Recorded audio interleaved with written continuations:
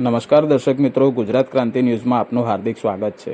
Share માર્કેટમાં રોકાણ કરવાના બહાને ઠગાઈ કરતી ટોળકી ઝડપાઈ હતી। વડોદરા સાયબર ક્રાઇમે 3 જણાને આ મામલે રાજકોટથી ઝડપી પાડ્યા હતા। શેર બજારમાં સારું એવું પ્રોફિટ મેળવવાની લાલચ આપી ફરિયાદીને લિંક મોકલી આપી હતી લાલચ। ફરિયાદીએ ટુકડે ટુકડે જુદી જુદી તારીખોમાં આ ભેજાબાજોના ખાતામાં ₹1.25 કરોડ કરતાં વધુની રકમ જમા કરાવી ભેજાબાજે ફરિયાદીનો વિશ્વાસ કેળવ્યો હતો। જો કે ફરિયાદીએ વધુ રકમ જમા કરાવવાની ના પાડતા ભેજાબાજોનો ભાંડો ફૂટ્યો હતો। આ સમગ્ર મામલો 4 મહિના અગાઉનો હતો।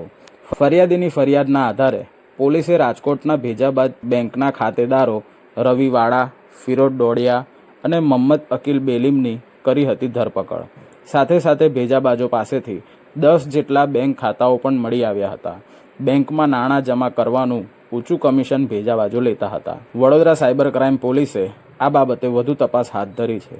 બ્યુરો રિપોર્ટ, ગુજરાત ક્રાંતિ ન્યૂઝ, વડોદરા।